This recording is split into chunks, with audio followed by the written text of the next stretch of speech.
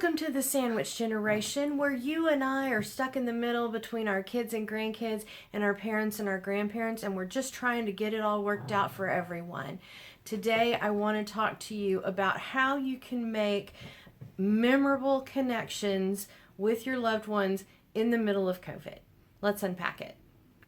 One of the things you can do that I have seen other grandparents successfully do is you can make a special time once a week, once a month, whatever works in your schedule, and you can have that time to have a multi-generational Zoom call. And what that means is you need to set up a Zoom meeting with, say, your kids or your grandkids, and then also on the call, be sure to invite your senior that is in senior living right now. And I hear a lot of you saying, gosh, they can't do all that. They don't even have a computer. I understand. I do. And one of the things that people, especially in assisted living, are doing right now is that we are helping you work that out. So if you call us and say, hey, we're going to do this special thing and I need my mom to be on the call, can you make that happen? They'll work with you. I've set it up on my computer before. We've set it up on community computers before. Anything we can do to help you make that connection with your loved one, we want to do. Now, don't get me wrong. Yeah, we're incredibly busy because, that's how senior living rolls, and they all have needs. And so the aides and things are constantly answering that call. That's why they're there. But we know it's COVID. We know that you are trying to do anything you can to keep that connection and reduce the amount of isolation that they have, because it's dangerous as COVID, and we know that. But we have to work within these guidelines. So if you can set that up, it's a great thing to do. And in that Zoom call, one of the things you might do, even if it's just you and them on the phone, is you might ask them, give them a prompt to talk about something from their past, and just let them tell you a story. Ask them how it was to live through the Depression. Ask them how it was to live through World War II. And those are things that they can talk about. Even people with dementia, the further back in their past you go, the easier it is for them to tell you a story. Because the first thing to go with dementia is their short-term memory, right? And so the further back you can go, and if you can jog their memory on something, they'll light up and they'll tell you a story. And that's something that you may have heard 1,000 times or you may not. But to get that connection with your loved one is what they need right now. They need that connection with you.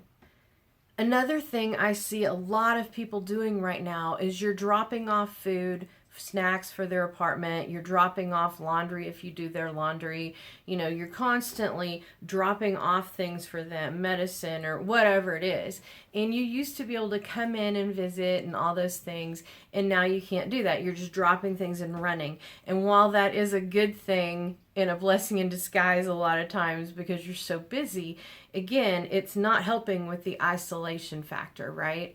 And so one of the things you can do is find a way to at least occasionally make those drop-offs memorable. And what I mean by that is if you call the community and you say, hey, I'm dropping off my grandmother's whatever, could you have her kind of close to the door so we can just say hi from a distance? That's all you need to say, and they will bring her as close to that door as they can get her and still be safe. And then the next thing you know, you're showing up in a clown costume, or you're showing up dressed as Elvis with music playing, or you've got a whole passel of grandkids in the car that she can see, and they can wave and yell and be silly and hold signs. There are all sorts of things that you could do to make that simple little drop-off memorable. Even if it's just you waving hi and bye and saying, hey, Mom, love you, miss you, I gotta run, I'll see you soon. Even that, that is still in-person connection for them. I know that as people that are very demanding, like we have to be able to do all the things we do, that's not enough for us a lot of times. And I know a lot of us are chomping at the bit to get in their apartment and see how things are going and all that kind of thing. But they're the ones that are being isolated right now.